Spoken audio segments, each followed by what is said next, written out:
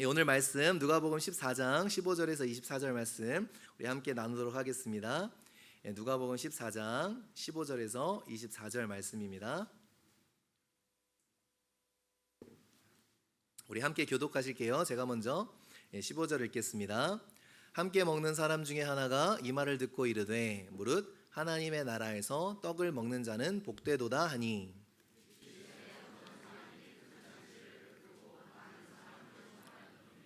잔치할 시각에 그 청하였던 자들에게 종을 보내어 이르되 오소서 모든 것이 준비되었나이다 하매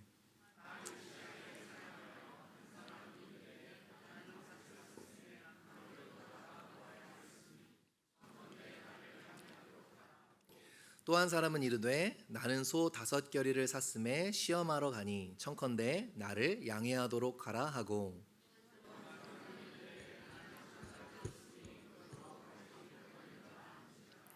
종이 돌아와 주인에게 그대로 고하니 이에 집주인이 노하여 그 종에게 이르되 빨리 시내의 거리와 골목으로 나가서 가난한 자들과 몸 불편한 자들과 맹인들과 저는 자들을 데려오라 하니라. 명하신 대로 하였되 아직도 자리가 있나. 주인이 종에게 이르되 길과 산 울타리 가로 나가서 사람을 강권하여 데려다가 내 집을 채우라. 내가 너희에게 말하노니 전에 청하였던 그 사람들은 하나도 내 잔치를 맛보지 못하리라 하였다 하시니라. 아멘. 아멘. 14장에서 15장에 이르기까지 실은 중요한 키워드가 있어요. 바로 잔치라는 키워드입니다. 실은 매주 우리는 잔치를 하고 있죠. 여러분 오늘 주일 예배가 또 성경적인 관점에서 보면 잔치와 같은 겁니다. 여러분 왜 예배에 나오셨나요? 왜 주일마다 이렇게 예배에 빠지지 않고 나오는 것이 여러분에게 중요한 이유가 무엇인가요? 혹시 예배 안 나오면 예배 빠지면 예배 출석이 부족해서 구원 못 받으실까 봐 혹시 그러신 건 아니죠? 90% 너의 삶의 주일에 90% 이상은 드려야 천국에 들어올 수 있다 뭐 이렇게 말씀하신 거 아니잖아요. 그러면은 뭐 예배 드리던 말던 그냥 천국에 갈 텐데 왜 여러분에게 왜 예배라는 가치가 이렇게 중요한 걸까요? 깊이 생각 안 해보셨어요 혹시요? 정말 중요한 문제죠. 우리가 주일 성수라는 표현을 씁니다. 주일 성수, 주일을 거룩할 성, 지킬 수. 그래서 주일을 거룩하게 지킨다라는 뜻이에요. 그럼 제가 여러분에게 여쭤볼게요. 주일을 거룩하게 지키는 건 무엇인가요? 어떻게 하면 주일을 거룩하게 지키는 건가요? 그냥 거룩한 느낌으로 이렇게 오면은 주일을 거룩하게 지키는 건가요? 저는 고등학생 때 이제 미국으로 이민을 왔는데요. 미국에 오니까 특이한 것이 여러 개가 특이했지만 개근상이 없더라고요. 너무 아쉬웠어요. 그걸 받으려고 그렇게 열심히 학교를 다녔는데 탈 수 있는 상이 몇 개 안 되니까 저 같은 경우는 여러분들은 모르겠지만 개근상이라도 타보려고 열심히 다녔는데 그래서 한국에서는 아플 때도 양호실 가서 아프자. 왜냐면 그래야 결석이 안 되니까 그런 마음가짐으로 다니곤 했습니다. 생각해보면 참 무서워요. 왜냐하면 여러분 개근상의 목적이 뭘까요? 그냥 상 받는 거니까 좋아서 그랬죠. 개근상의 목적이 단순히 학교에 빠지지 않는 것이 목적이 아니라 더 큰 목적이 있겠죠. 학생의 직분을 충실하게 감당할 것을 격려하기 위한 상이죠. 그러니까 학생의 본분, 학생의 아이덴티티, 정체성을 독려해주기 위한 상이 바로 개근상입니다. 근데 개근상 자체가 목적이 될 때가 있었던 것 같아요. 근데 여러분 개근상이 만들어내고자 하는 어떠한 정체성이 있다라는 거예요. 그죠? 개근상 자체가 목적이 아니라 생각해보면 지금 아무도 신경 써주지 않는 개근상. 개근상을 탔는데 나의 성적표는 다 F다. 그거 좀 이상한 거죠. 학교를 그렇게 열심히 다녔는데 뭔가 진짜 심각하게 생각을 해봐야 되는 거예요. 주일 예배를 빠지지 않고 진짜 열심히 나오는데 영적으로 맨날 고만고만하다. 이거 심각한 문제겠죠? 그러니까 주일 성수도 마찬가지죠. 우리의 예배도 마찬가지입니다. 주일 성수 자체가 목적이 아니라 주일 예배를 안 빠지는 것 자체가 목적이 아니라 주일 성수를 통해서 하나님께서 우리 속에 만들어 가고자 하시는 정체성이 있다라는 거예요. 그것이 형성되어지고 있는가? 이것이 너무나도 중요한 것이라는 거죠. 어떤 정체성일까요? 저는 그렇게 공부를 잘하는 편은 아니었습니다. 근데 또 성격이 또 막 학원 다니고 과외 받고 그런 것도 되게 싫어했어요. 좀 자유분방한 성격이었던 것 같아요. 그런데요, 제가 어린 나이에도 좀 특이했던 게 있었어요. 주변에 제 친구들 중에 과외를 막 많이 받고 학원을 막 찾아다니는 그러한 친구들을 봤는데요. 제가 걔네를 보면서 너무 특이했던 게 있어요. 수학 수업에 영어 과외 숙제를 하고 있고요. 책을 펴놓고 국어 시간에 수학 과외를 하고 있어요. 그러니까 과외가 너무 중요하니까 과외 안 하면은 선생님한테 혼나는지 엄마가 뭐라, 야 과외 돈을 얼마를 주고 과외하는데 숙제도 제대로 안 하고, 그러니까 그 프레셔 때문에 그런지 해야 될 때 해야 될 걸 안 하고요, 그냥 다른 공부를 하고 있는 거예요. 제가 어린 마음에도 이해가 안 됐던 것은, 선생님이랑 눈을 마주치고 있으면요, 여러분 그거 있잖아요, 선생님이랑 눈을 안 마주치고 그냥 공부하는 애들은 몰라요. 근데 저는 그냥 공부를 잘 못하니까 칭찬받으려고 선생님 얼굴만 이렇게 빤 쳐다보잖아요. 그럼 선생님들이 시험에 나올 문제를 얘기할 때 눈빛이 달라져요. 여러분 과외만 하셨어요? 그 수학 선생님이 여러 문제 가르쳐 주시잖아요. 그런데 선생님의 눈빛이 딱 바뀌어요. 문제에 정확하게 기출이 되는 거예요. 왜냐하면 그러니까 문제를 낼 선생님을 잘 보고 있어야지, 그냥 공부 무턱대고 과외 숙제만 열심히 하니까. 그래서 저는요, 진짜 공부를 잘하는 편은 아니었는데 선생님만 빤히 쳐다보고 있으니까 그래도 90점은 넘더라고요. 왜냐하면 선생님이 눈빛으로 다 말해줘요. 이거 중요한 거야. 그러니까 선생님을 바라보고 선생님한테 집중해야 되는 거를 그때 알았어요.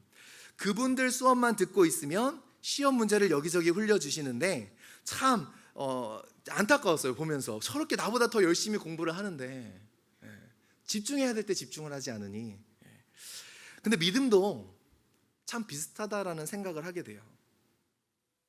집중해야 할 때 집중해야 할 분에게 집중하지 않는, 집중해야 할 때 집중해야 할 분에게 집중하지 못하는 이 산만함. 무엇인가를 많이 하고 있는데, 인생을 바쁘게 살고 있는데, 하나님이 정말 말씀하실 때가 있는데 거기에 민감하지 못하고 그냥 내 생각대로, 내 열심대로 바쁜 우리의 모습들을 발견하게 되는 거예요. 내가 생각하는 때가 아니라 그분의 때가 있는 것이고요, 내가 생각하는 우선순위가 아니라 그분의 우선순위에 따라 발을 맞추어 가는 것이 믿음이라는 거예요. 그러니까 주님만 주시하고 있으면 되는데, 그러면 하나님의 뜻이 무엇인지 알 수 있는데, 말씀을 늘 가까이 하면 알 수 있는데, 그걸 다 떠나서 내 열심으로 하나님의 뜻을 figure out 하려고 그러니 아무리 해도 모르겠죠. 아무리 해도 아리송하죠. 그러니까 주일에 그냥 주일 성수를 잘한다는 것이 뭐예요? 예배에 빠지지 않고 나오는 것도 참 감사하고 중요한, 물론 거기서부터 시작하지만 하나님께 우리가 툰이 되는 것, 예배에 나와서 주님과 눈을 맞추고 주님과 마음을 닫고 하나님을 바라보는 것이 바로 예배가 돼야 된다는 것이지요. 하나님께서 그 예배를 통해서 우리를 어떻게 형성해 가고 싶은 우리의 모습이 있다는 거예요. 예배를 빠지지 않는 것 참 감사한데 더 중요한 무엇인가가 있다는 겁니다.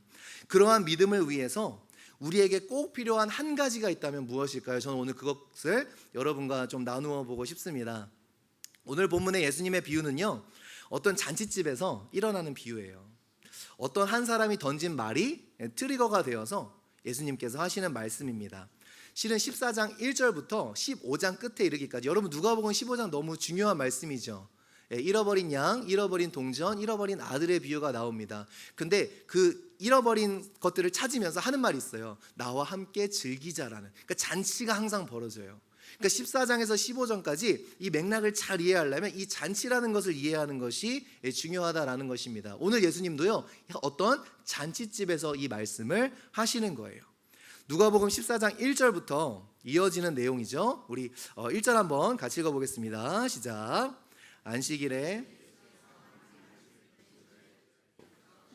들어가시니 그들이 엿보고 있더라. 배경이 뭐예요? 안식일에, 주일에 어떤 바리새인 지도자, 저명한 사람이겠죠. 그 사람 집에 잔치가 벌어집니다. 이 사람이 베푼 잔치겠죠. 그런데 오늘 읽지 않았지만요, 그 전 본문들을 보시면 예수님께서 언짢은 광경을 목격하세요. 어떤 광경입니까? 게스트들이, 청함을 받은 사람들이 스스로 높은 자리를 택하는 것을 보십니다. 그 부분이 예수님이 못마땅하셨어요. 높은 자리는 어떤 자리일까요? 이 호스트에 가까운 자리일수록 높은 자리이겠죠.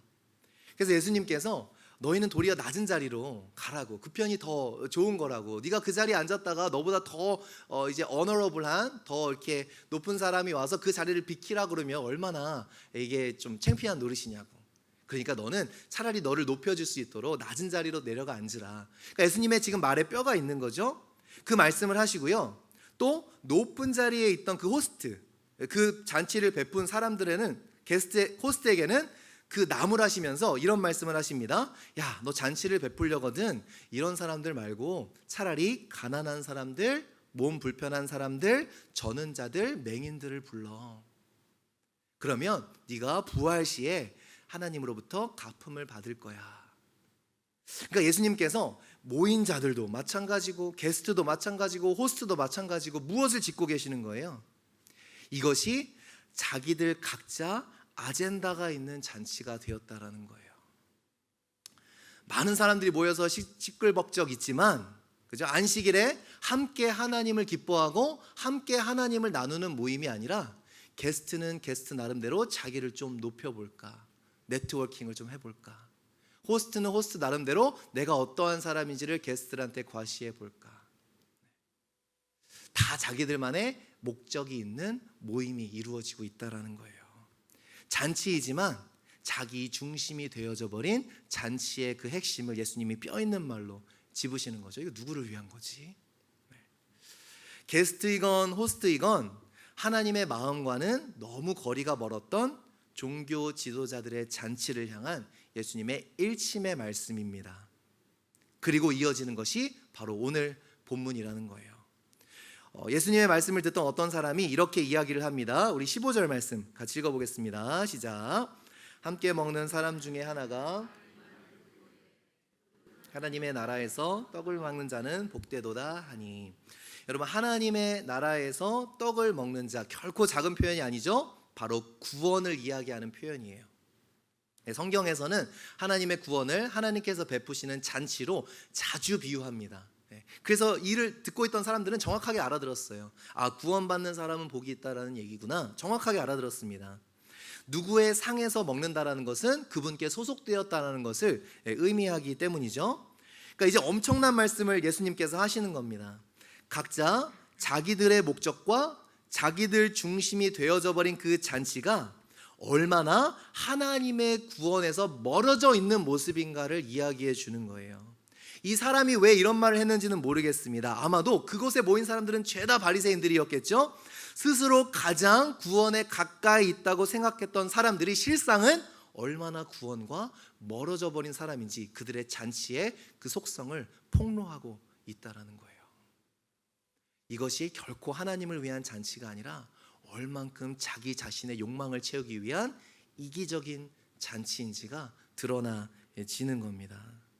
스스로 가장 가까이 있다고 생각했던 사람들이 실상은 가장 멀리 있는 사람들일 수 있다라는 거예요.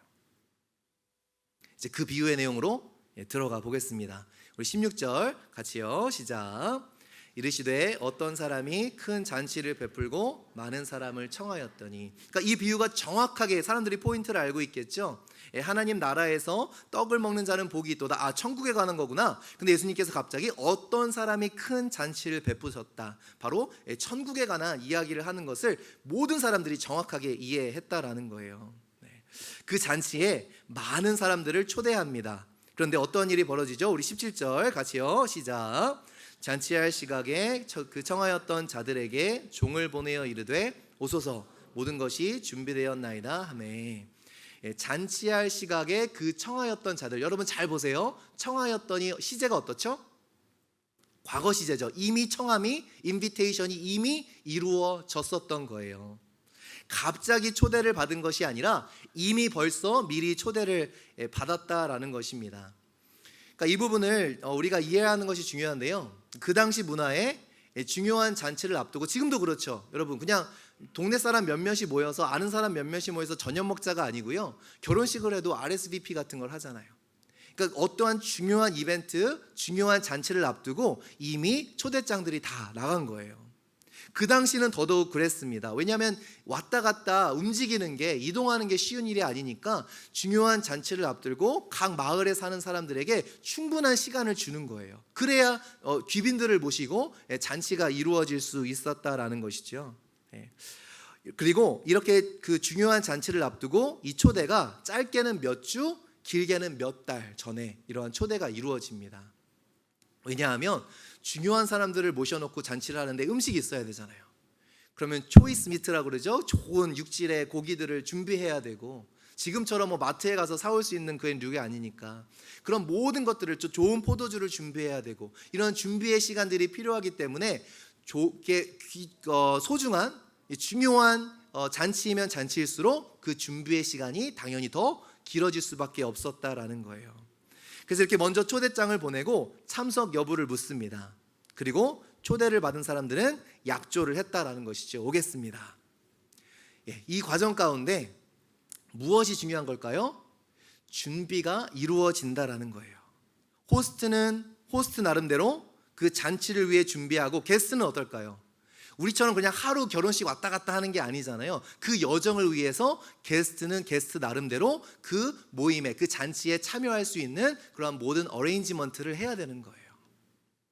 그러니까 게스트 입장에서도 호스트 입장에서도 초대를 해놓고 그 이벤트가 시작되기까지 그 사이는 뭐예요? 준비하고 기다리는 시간이라는 거예요. 이게 너무나 중요합니다. 이 더블 인비테이션, 처음 초대를 하고 그리고 그 잔치가 이루어지는 사이, 그 공백의 시간 동안 모두가 그 잔치를 바라보면서 준비하고 기다리는 시간이 되어진다는 거예요. 이것이 오늘 본문을 이해하는 데 중요한 열쇠가 되어집니다. 그렇다면 우리 오늘 본문에 나오는 세 사람 어때요? 급한 일이 생겼네, 이렇게 여겨질 수 있어요? 절대. 그거는, 그래서 새 번역에서는 이 사람들이 핑계하였다라고 번역을 해요. 그 잔치 당일이 되자 어떤 반응이 나옵니까? 우리 18절 말씀 한번 같이 읽어볼게요. 시작. 다 일치하게 사양하여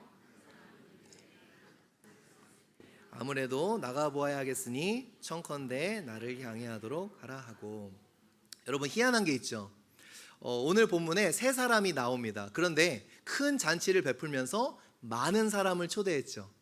그러니까 이 세 사람은 진짜 세 사람이 아니라 그 모든 사람을 이렇게 표현해주는, 대표해주는 그러한 상징성을 띠고 있다라는 거예요. 그런데 중요한 표현이 있습니다. 어때요? 처음에 다 일치하게. 그러니까 이 세 부류의 사람을 관통하는 똑같은 마음의 중심이 있다라는 거죠. 그 주인의 그 사람의 초대에 응했으면서도 정작 당일이 됐을 때에 가지 않는 그 사람들의 마음의 중심에는 죄다 똑같은 게 있다라는 것을 지금 누가가 본문을 강조해주고 있다라는 거예요. 한 사람은 마치 내가 밭을 샀습니다. 그래서 밭에 나가봐야 되니까 참석할 수 없습니다. 다른 한 사람은 나는 소를 샀습니다. 시험해봐야 되니 미안하지만 갈 수가 없네요. 마지막 사람은 나는 장가를 들어서 지금 갈 수 있는 상황이 아닙니다. 그 이유는 여러 가지지만, 표면의 이유는 여러 가지만 마음의 중심에는 한 가지의 마음 상태라는 것을 강조하고 있습니다. 그 마음 상태는 무엇일까요? 다시 그 문화적인 관습이 너무 중요해지죠. 초대를 받고 그 잔치에 이르기까지 그 사이는 무슨 시간이라고 말씀드렸어요? 기다리고 준비하는 시간. 밭을 사는 것, 소를 사는 것, 장가드는 것이 중요하지 않다라는 얘기가 아니라, 내가 초대받은 그 잔치가 진짜 중요하다면 어때요? 보류할 수 있는 거예요. 그 마음의 상태가 너무나도 드러나는 거예요. 무엇을 더 중하게 여기겠는가의 그 마음이 그 결정을 통해서 다 드러나는 거예요. 초대하신 그분이, 나를 초대해 준 그분이 나에게 정말 중요한 사람이라면 그 잔치가 다다르기까지 그 기다림의 시간 동안에 우리의 삶의 방식과 결정들이 반드시 녹아져 나온다라는 얘기예요. 정말 우리를 천국으로 불러주시는 그 하나님의 부르심이 귀중하다라면 지금 우리가 초대받은 이 시간부터 우리가 천국에 들어가는 그 시간까지 그 기다림과 준비의 시간 동안에 우리가 어떤 방식으로 어떠한 결정을 내리며 살아가는가가 고스란히 녹아난다라는 거예요. 고스란히요. 진짜 그분이 중요하다면, 진짜 우리를 부르신, 우리를 하늘나라로 초대해 주신 그 초대가 정말 나에게 귀중하다면, 그분이 정말 나에게 모든 것이라면 그 과정이 어떤 시간이 되어지는 거예요? 준비하고 기다리는 시간이 되어진다는 거예요. 밭을 사고 소를 사고 장가드는 게 틀렸다라는 게 아니라 나를 초대해 주신 그분보다, 그분의 초대보다 그게 더 중요해져 버린 것. 실은 애초에 언제든지 이 약속은 나의 다른 이해관계가 겹치면 내 던져버릴 준비가 되어 있었던 거죠. 여러분의 예배는 어떠세요? 여러분의 신앙은 어떠세요? 그것을 내가 사모하고 좋아하고 반기지만 언제든지 뒷전으로 밀어버릴 준비가 혹시 이미 마음속에 정해지시지는 않으셨나요? 만약에 여러분 생각을 해보세요. 어떤 그런 선교사님 제가 본 적은 없어요. 어떤 선교사가 다음 달에 선교를 나간대요. 근데 오늘 저기 멀세디스 벤츠 가서 벤츠를 하나 뽑아왔어요. 그럼 여러분 어떻게 생각하시겠어요? 그게 틀렸다는 게 아니라 벤츠 타고 다니면 어때요? 그죠? 근데 내일 선교를 나간다라는 사람이 갑자기 가더니 여러분 새 차를 하나 뽑아와요. 그럼 여러분은 무슨 생각?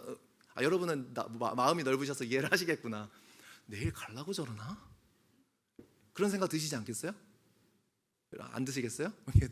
아니 괜히 벤츠로 했나? 딴 걸로 할 그랬나? 네. 내일 선교사를 간다는 사람이 오늘 여러분 그러면은 그 삶에 내일 분명히 가기로 했는데 그 사람의 부르심에 대해 의심하시지 않겠어요? 만약에 주일에 설교를 해야 되는 목사가 제가 오늘 하루는 눈이 시뻘개져서 왔어요. 근데 목사님이 설교 준비 열심히 하셨나 그랬더니 밤새 드라마를 봤어요. 여러분 그럼 무슨 생각 하시겠어요? 여러분 그러면 정말 그 시간을 위해서, 이 시간을 위해서 어떻게 준비해오고 기다렸는가? 그것이 다 녹아 나오는 거 아니에요? 그럼 여러분께 질문을 드려볼게요. 지난 주일부터 여러분 또 그럴 줄 알았어라는 표정이신데 오늘 지금 이 시간까지 어떻게 준비하시고 어떻게 기다려 오셨습니까? 잔치에 초대받은 사람에게 하나님이 원하시는 건 그 잔치를 사모하고 갈망하며 기다리며 준비하는, 오늘 우리가 갈망하지 않는 천국을 내일 갈망할까요? 오늘 갈 준비가 안 되어 있는데, 실은 오늘 갈 준비가 안 돼 있으면요 갈 준비 안 된 거예요. 우리가 생각하는 구원이 무엇인가요? 예수님을 믿으면 구원 받죠. 근데 예수님을 믿는다라는 건 과연 무엇인가요? 혹시 오늘 하나님이 저 여러분 가운데 오셔서 이제 갈 때가 됐다 그러면 안 돼요 주님, 혹시 그런 마음이 우리에게 있지는 않을까요? 오늘 준비 안 되면 아직 안 된 거예요. 그들 마음속에 무엇이 있었습니까? 하나같이 그들 마음속에 초대한 그분보다 내가 중요한 거예요. 그분의 잔치보다 오늘 내 삶에서 소소하게 이루어지는 나의 잔치가 중요한 거예요. 내 밭, 내 소, 내 장가. 그분이 나를 불러주신 그분의 잔치보다 오늘 내 삶에서 누리는 나의 잔치가 중요해져 버리면 그분의 잔치는 기다리며 준비하지 않습니다. 우리의 날에서, 우리의 언젠가 마주하게 될 그 하늘나라의 영원한 잔치보다 오늘 좀 먹고 마시고 누리는 게 중요해지면요 사라져 버려요. 그분이 셀러브레이트 하고 싶으신 것보다 내가 셀러브레이트 하고 싶은 게 중요해지고, 그분의 cause, 그분의 뜻보다 나의 cause, 나의 뜻이 더 중요해진, 하나같이 그들의 마음속엔 똑같은 심령이 있었던 거예요. 그분의 잔치를 거절한 것은 결국 나의 잔치가 우상이 되어버렸기 때문입니다. 밭을 사는 것이 문제가 아니고요, 초대를 받은 사람이니까 문제예요. 소를 사는 게 문제가 아니라 초대를 받은 사람이잖아요. 그 잔치에 가야 되잖아요. 장가 드는 것이 문제가 아니라 초대받은 사람이니 그 후로 기다릴 수 있는 거잖아요. 초대받은 사람들로서의 정체성을 가진 사람들의 특징이 있습니다. 기다리면서 준비하고 있는가. 실은 우리가 말로 뭘 말하든지 상관없어요. 진짜 삶에서 기다리면서 준비하고 계십니까?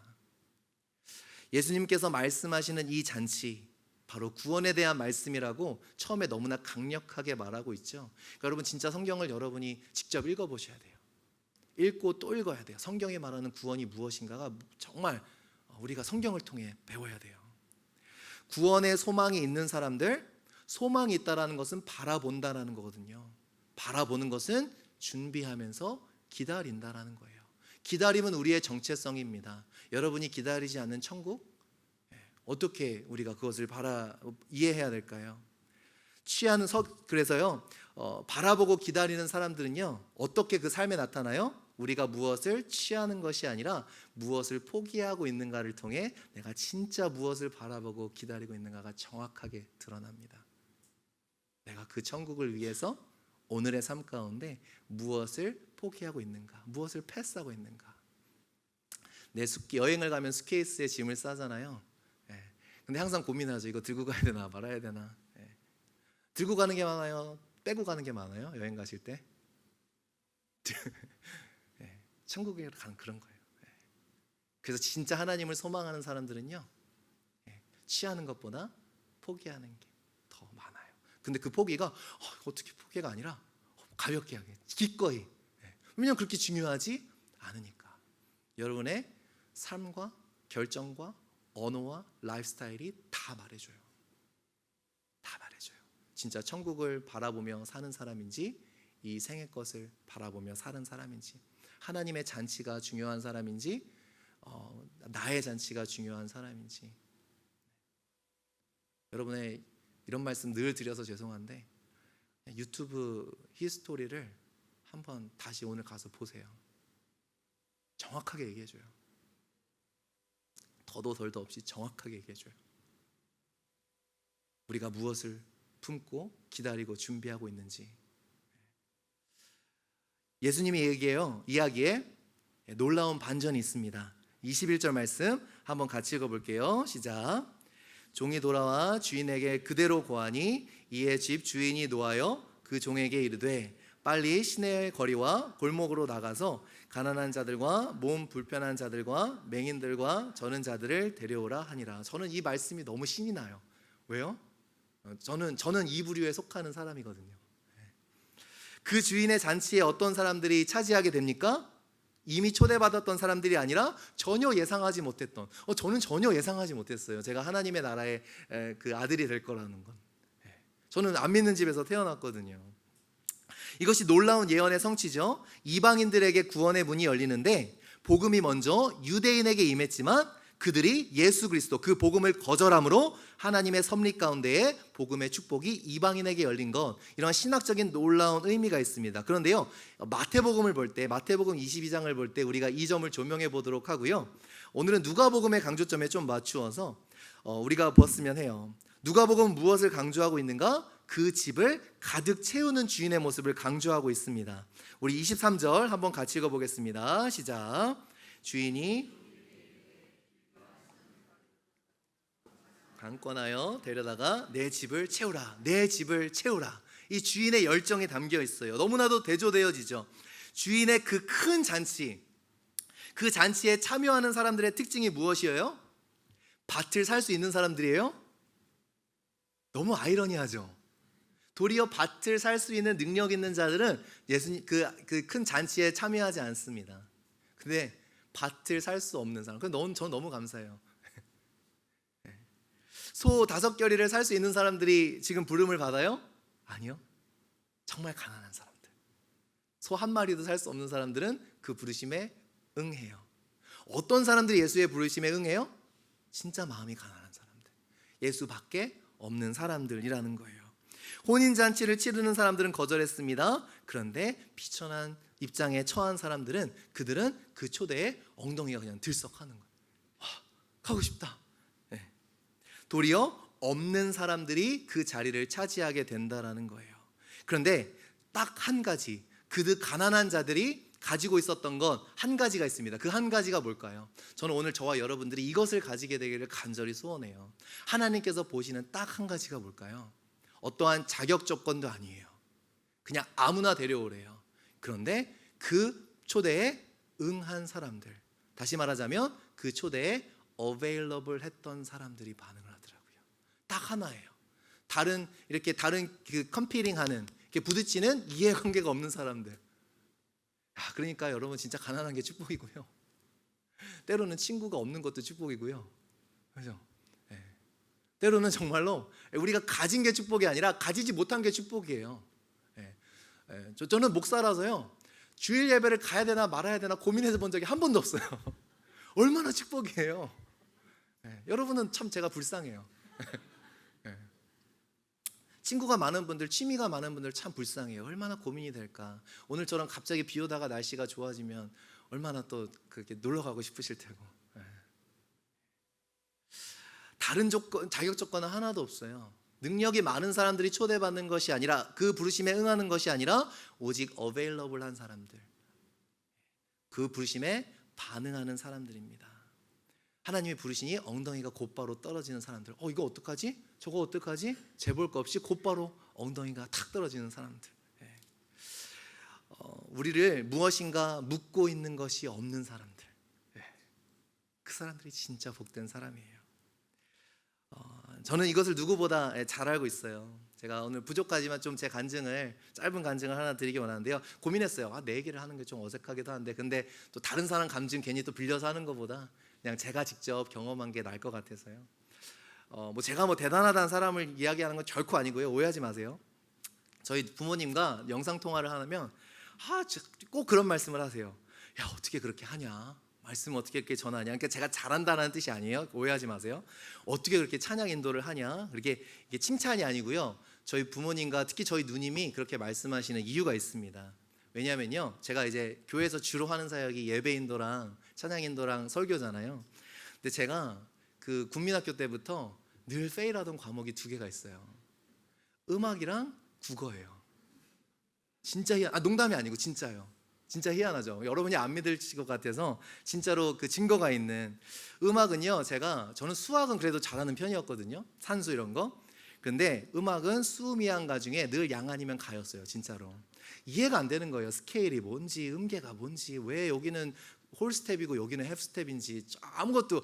여러분 음악을 아시는 분들은 막 당연히 왜 그걸 몰라? 막 하시는데 저는 이해가 안 됐어요. 그래서 왜 이게 저희가 기억에 남는가? 저희 누님은 음악을 잘했거든요. 피아노 막 이렇게 모두 잘 치시고 그런 편이었어요. 그러면서 저희 누님이 저를 꿀밤을 때리면서, 야, 이 멍충아, 이것도 왜 이게 이해가 안 돼? 그렇게 누님한테 배운 기억이 있어서 한이 맺혀갖고 그냥 기억이 나요. 지금도 악보를 잘 못 봐요. 한참 걸려요. 이렇게 악보를 들여다보고 한참을 봐야 돼요. 지금 어린아이가 있는 것처럼 악보를 떠듬떠듬 봅니다. 그런데 제가 갑자기 찬양 인도를 교회에서 하고 있으니 부모님이요, 기적과 같은 거예요. 야, 너 니네 교회는 어떤 교회길래 너를 찬양 인도 시켰냐? 청년 때. 그 교회 사람도 진짜 없나 보다. 사람 큰 교회였는데 그때 막 큰 교회였는데, 저희 그때 청년부 찬양 인도 했는데 청년부 그때도 100명 정도 되는 청년부였거든요.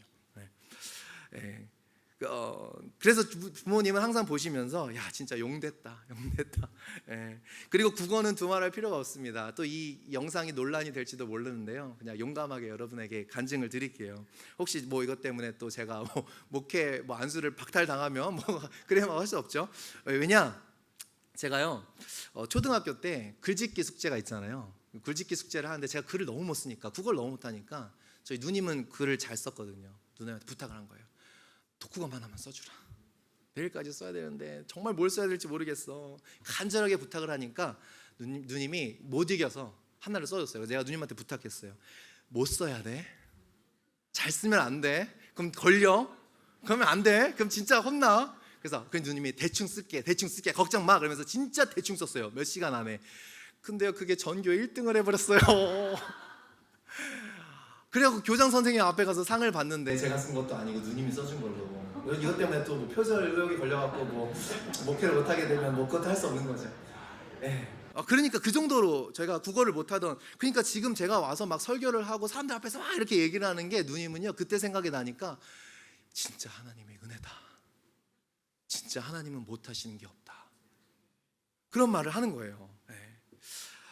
제가 그런 게 아니라요, 여러분, 저에게 원래 그런 어빌리티가 전혀 없었어요. 근데 제가 한 게 딱 하나 있어요. 원래 저 같은 사람한테는요 찬양 인도의 기회가 전혀 없는 게 정상이에요. 그런데요 청년부를 다니고 한 1년 정도 있다가 그때 뭐 초신자인지 불신자인지 저도 막 구분이 안 갈 때 청년부에 찬양 인도를 하던 형이 갑자기 선교를 가게 되면서 공석이 되는데 다른 형들이 제가 막내였으니까 청년부에서 다른 형들이 나는 밭을 샀어. 나는 소를 샀어. 매니저로 승진을 해서 지금 일이 좀 많아. 나는 지금 이제 결혼 준비를 해야 돼서 지금 조금 바빠. 그분 뭐 그런 게 나쁘다는 게 아니라 진짜로 밭을 사고 소를 샀는데요. 그때 제가 하겠습니다. 찬양팀에서 가장 마지막 순위였어요. 아마 형들이 저 때문에 회의를 한 것 같아요. 이걸 하는 게 맞냐. 근데 방법이 없으니까 저를 시켰어요. 그때 시작해서 지금 25년이 넘게 하고 있는 거예요. 그러니까 하나님, 저는 누구보다 잘 알아요. 어빌리티로 따지면 레주메를 냈으면 저는 진짜 컨시더도 안 되는 사람이에요. 근데요 그때 딱 하나님이 하라고 하면 뭐든지 하겠습니다. 하나님은 그 어베일러블 그 하나만 넣고 저를 만들어가 주시고 사용해 주시더라고요. 저는 그래서 누구보다 잘 알아요. 제가 능력이 돼서 하는 사람이 아니라 그냥 하나님 앞에 하나님 저 마음껏 써주세요. 그래서 하나님이 하라고 그럴 때 안 한 거 없어요. 다 했어요. 하나님이 하라는 거 무조건 다 했어요. 하나님께 기쁨이 되고 싶어서 때로는 2000마일 이사를 가야 될 때도 하나님이 가라고 하면 가요. 대학생 시절 때는요 하나님이요 대학 졸업하는데 자꾸 시애틀에 있으라라는 마음을 주세요. 그래서 그때도 취업이 쉽진 않았을 텐데 아웃오스테이에 있는 회사에는 레주메 자체를 안 냈어요. 하나님의 말씀이 분명하니까. 우리 하나님 살아계세요. 진짜 그냥 시애틀 다운타운에 있는 회사에 입사시켜 주셨어요. 저는 알아요. 어베일러블하게만 두면 하나님이 다 책임지신다는 걸 알아요. 진짜 믿음은요 주일 예배 우리가 딱 찍고 가는 게 아니라 주일 예배를 통해서 무엇을 연습하는 거예요? 그분 앞에 나를 내어드리는 연습을 끊임없이 하는 거예요. 나를 그분 앞에 어베일러블하게 두는 거. 나의 때, 나의 생각, 나의 타이밍이 아니라 언제든지 일어나 가자 그러면 네 하고 일어나 갈 수 있는 그 준비를 하고 있는 그 훈련이 바로 주일 예배예요. 그분의 말씀을 일주일 동안 주님의 말씀을 기울이지 않고 살잖아요. 주일 예배 와서 그 훈련을 안 하면 지팡이라도 안 되죠. 말씀을 통해서 찬양을 통해서 하나님께 자꾸만 튜닝하는 내가 훈련을 해나가지 않는데 어떻게 하나님께 순종하면서 살 수 있겠어요. 어베일러블한 사람은 오늘 찾고 계시는입니다. 목회를 하면서 절절히 깨달아요. 참 잘하는 사람들이 많아요. 능력 있는 사람, 똑똑한 사람 참 많아요. 근데 교회를 이끌어가는 건 능력 있는 사람 아니에요. 옳은 말을 할 수 있는 사람들은 너무나 많아요. 그런데 그 옳은 일을 위해서 뛰어드는 사람을 하나님이 사용하세요. 항상 그러세요. 제가 청년 때부터 지금까지 정말 세상에서 명함 내놓으라 할 정도로 똑똑한 사람들 많아요. 근데 교회에서는요 늘 그 자리에 있는 사람들을 하나님은 사용하세요. 그러니까 저 같은 사람을 사용하시죠. 사람들과의 네트워킹이 너무 중요해지잖아요. 그럼 하나님과의 네트워킹은 반드시 소홀해지게 돼 있어요. 틀림없어요. 이것저것 좋아하는 취미가 너무 많잖아요. 그럼 하나님은 관심 없어져요. 하나님 시시해지기 시작해요. 100%예요. 돈 버는 것이 너무 중요해지잖아요. 그럼 하나님에 대해 둔감해져요. 반드시 그래요. 이민교회의 영성이 언제부터 떨어지기 시작했습니까? 먹고 살만할 때부터. 정말 이민생활 힘들었을 때 그렇게 너도 힘들고 나도 힘드니까 같이 매달렸는데 너도 잘 살고 나도 잘 살아지니까 싸우기 시작해요. 이민교회 영성이 언제 떨어졌어요? 돈이 좀 생기니까 그렇게 주일 예배 잘하고 교회 봉사 잘했던 사람이 갈 데가 많아지네요. 불러주는 데가 많아지네요. 산이 좋고 바다가 좋네요. 돈이 생기니까 더 이상 예배가 시시해지네요. 목회를 하면서요 하나님의 마음을 참 많이 배워요. 진짜 고마운 사람은요 아무리 능력이 많은 성도 이게 교회를 위해서 써주지 않으면 아무 소용 없더라고요. 그냥 어베일러블한 사람이 참 고맙더라고요. 늘 한결같은 마음으로 그 자리에 있어주는 사람이 진짜 고맙더라고요. 자기가 원할 때, 자기가 싫을 때 그냥 들락날락 등 돌렸다 돌아왔다, 그것도 감사한데 할 수 있는 게 별로 없어요. 어떠한 상황이든 어떠한 때든 늘 한결같은 마음으로 함께 해주는 사람이 진짜 고맙더라고요. 그래서 저도 그런 사람이 되려고 참 노력합니다. 또 그런 사람들을 제 옆에 많이 두어주셔서 참 감사하고, 또 저도 늘 그런 사람이 되고 싶습니다. 하나님께 중요한 것은 어빌리티가 아니라 어베일러빌리티. 내가 무엇을 할 수 있는 사람이 아니라 진짜 그 자리에 있는 사람인가, 하나님께서 쓰실 수 있는 사람인가. 전 그래서요, 다음 세대 아이들 보면서 참 감사하면서도 어떨 땐 답답할 때가 있어요. 우리 그렇지 않나요? 야, 영어를 저렇게 잘하는데 그죠? 너무 은사가 많고, 요즘 애들 재주가 진짜 많아요. 그런데 너무 할 줄 아는 게 많아서요, 믿음에서 더 떨어져요. 옛날에 할 줄 아는 것도 없고 부모는 돈 버느라 바빴을 때 교회 밴 타고 애들 돌아다니면 뉴스 애들 100% 교회 와서 말씀 교제하고 그랬었는데, 이제는 가끔씩 그런 생각이 들어요. 내가 밴 타고 우리 애들 돌아다닌다 그러면 교회 올 애들 몇 명이나 될까? 이거 해야 돼요, 저거 해야 돼요. 아이들이 너무 할 줄 아는 것이 많아졌는데요, 그래서 믿음에선 더 멀어지는 것 같아요. 우리는 어떻습니까? 주일 성수에 대해서 말씀을 드렸어요. 주일 예배를 지키지 않으면 구원이 없는 건가? 이 질문보다 더 중요한 질문, 여러분 정말 구원을 바라보고 준비하고 기다리고 계십니까? 이거야말로 정확한 구원에 대한 확신이 없어요. 내가 갈망하지 않는 구원은 도대체 어떤 구원이에요? 내가 갈망하지 않는 천국을 왜 가고 싶으세요? 여러분이 진짜 오늘이라는 시간에 그 천국을 갈망하며 준비하고 기다리고 있는가가 여러분의 구원에 대해서 무엇보다 자세하게 드러내 줍니다. 주일 성수를 통해서, 주일 성수는 의미 없는 반복이 아니라 하나님께서 저와 여러분 가운데 만들어가고 싶은 모습이 있는 거예요. 뭐죠? 바로 그날을 바라보며 준비하고 기다리는 성도들. 하나님께서 보시기 원하는 믿음은 무엇인가요? 히브리서 11장 16절 같이 읽어보겠습니다. 시작. 그들이 이제는 더 나은 본향을 사모하니 곧 하늘에 있는 것이라. 이러므로 하나님이 그들의 하나님이라 일컬음 받으심을 부끄러워하지 아니하시고 그들을 위하여 한 성을 예비하셨느니라. 하나님이 그들의 하나님이라 일컬음 받으시는 것을 부끄러워하지 않는 사람들이 있대요. 어떤 사람들이에요? 히브리서의 말을 빌리면 이 땅을 나그네처럼 살아간 사람들, 누구보다도 하늘나라의 소망을 그 삶으로 증거해 준 사람들. 이 세상 거는 그냥 지나가는 것이라고. 그래서 정말로 이 땅을 나그네처럼 살아간 사람들을 하나님은 그 사람들의 하나님이라 부르심 받는 것을 부끄러워하지 않고 자랑스러워 하신대요. 이런 사람이 되시기를 축복합니다. 내려놓을 것 좀 내려놓고, 얽매이지 않고, 좀 패싱할 건 패싱할 줄 아는 사람, 다 쥐려고 맥시마이즈 하려고, 다 누리고 살려고 하는 사람들이 아니라 좀 안 누려도 영원하지 않은 것들은 좀 과감하게 내려놓을 수 있는 저와 여러분이 되었으면 좋겠습니다. 그것이 준비하고 기다리는 거 아닐까요? 밭을 살 수 있는 기회가 있어도, 아니 내가 가야 될 잔치가 있어. 야, 이 소 봐, 지금 안 사면 이런 건 없어 라고 아무리 소 5개월이 싸게 해줄게, 반값 해줄게 밀어 넣어도, 내가 괜찮아, 나는 가야 될 초대한 받은 데가 있어.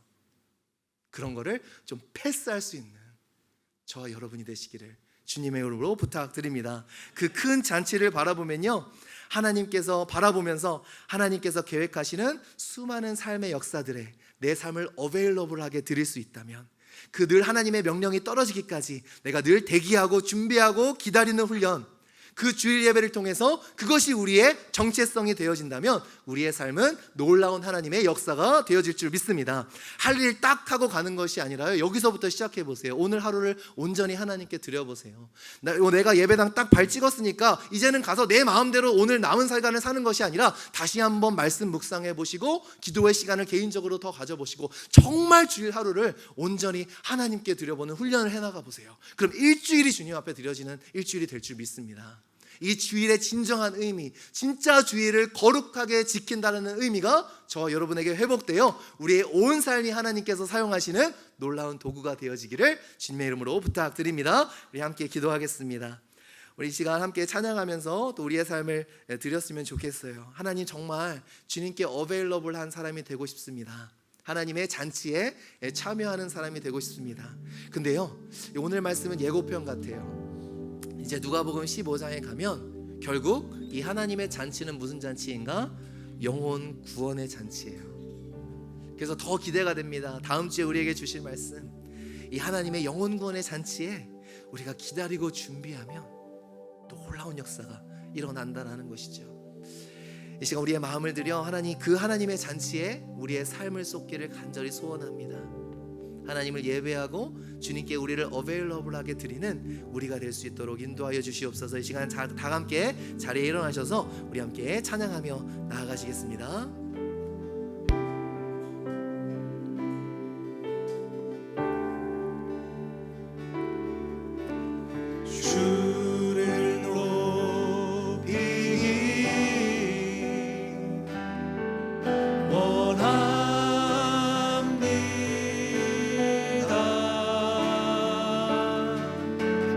온 마음 다해 경배하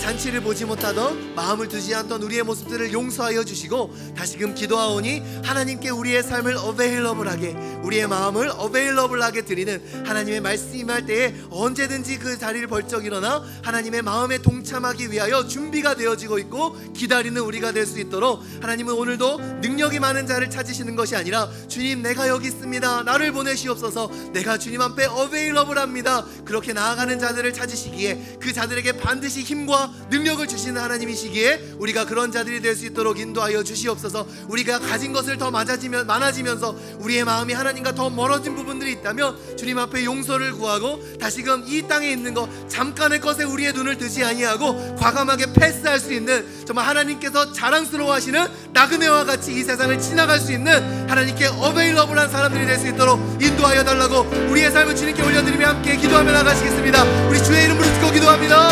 주여, 하나님 감사합니다. 하나님 감사합니다. 우리가 주님 앞에 이렇게 어베일러블한 사람들이 될 수 있도록 간절히 구합니다. 하나님, 우리의 연약한 심령들 용서하여 주시고, 하나님 너무나 가진 것들이 많아지면서 더욱더 묶이게 되는 우리의 모습들, 하나님 누릴 수 있는 것들이 많아지고 아버지 하나님 리소스들이 더 생기면서 아버지 하나님 정말 아버지 하나님 컴페어하게 되는 것들, 하나님 잠깐 영원이라는 것들을 자꾸만 밀어두고 아버지 이 세상에 너무나 충실한 우리들의 연약한 모습들을 용서하여 주시옵소서. 하나님께서 사랑스러워하시는 이 세상에 대하여 이 세상 것은 정말 지나가는 것임을 삶으로 증거해줄 아버지 그러한 주의 자녀들이 없음을 한탄해하시는 주님의 마음이 오늘 우리의 마음 될 수 있도록 인도하여 주시옵소서. 진정한 영원한 것을 바라보며 이 세상에 지날 것을 과감하게 패스할 수 있는 주의 아버지 자녀들이 없는 이 세상 가운데 아버지 우리가 그러한 자녀로 살아갈 수 있도록 인도하여 주시옵소서.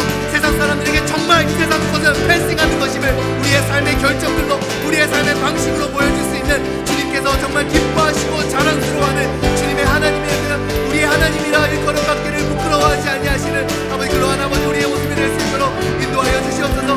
늘 아버지 이 세상 것들 때문에 주님께 어베일러블 하지 못하는 우리의 모습들을 용서하여 주시고 하나님 간절히 기도하고 나오니 하나님 주님 앞에 아버지 늘 어베일러블한 우리가 되어줄 수 있도록 하나님 우리의 능력이 많은 자도 아니요 아버지 하나님 많은 것을 소유한 자도 아니요 오직 주님 앞에 마음이 겸손하여 어베일러블한 자들을 주님 들어 사용하시는 주님이시오니 하나님께서 역사하여 주시고 인도하여 주셔서 우리 한 사람 한 사람이 anytime, anywhere, anything you want 아버지 하나님께서 원하시는 그 부르심에 즉각 반응하는 자들이 되기 위하여 오늘도 우리가 예배 가운데 하나님께 우리의 생각을 튜닝하게 도와주시고 집중해야 할 분에게 집중해야 될 때에 집중할 수 있는 아버지 그러한 영적인 민감함이 우리 가운데 있을 수 있도록 이 예배 가운데 아버지 하나님 우리가 그러한 정체성을 형성해 나아가는 예배가 될 수 있도록 인도하여 주시옵소서. 오늘도 예배당에 그냥 참석했다는 것이 우리의 주의 성수가 아니라 정말 주의를 거룩하게 지켜내는 하나님 앞에 우리의 마음이 민감하여 하나님 우리의 인생을 향한 하나님의 뜻을 알고 또 한 주를 살아나가는 그런 귀한 걸음들이 되어줄 수 있도록 하나님 붙잡아 주시고 인도하여 주셔서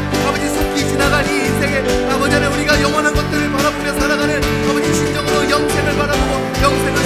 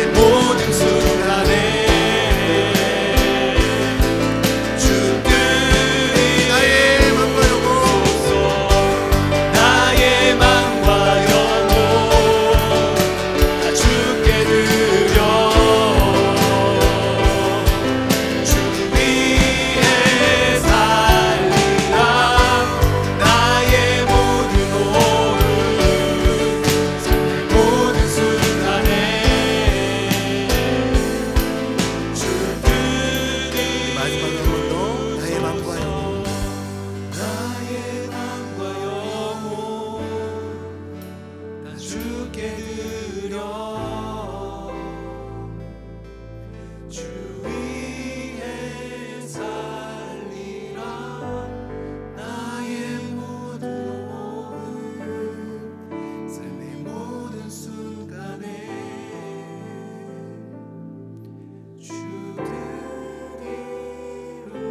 드리소서. 이제는 우리 주 예수 그리스도의 은혜와 하나님의 사랑과 성령님의 교통 내주하심이 주님께 어베일러블한 인생이 되기를 소원하는 하나님의 잔치를 다른 어떤 것보다 소중하게 여기고 하나님의 잔치를 위하여 나의 잔치를 기꺼이 내려놓을 수 있는 영원한 하나님의 나라를 위하여 이 땅에서 나그네로서 지내 나아가는 떠나보낼 것은 과감하게 떠나보내기를 믿음으로 결단하며 나아가는 주의 권속들 머리머리 위에 지금부터 영원토록 함께 하시기를 간절히 축원하옵나이다.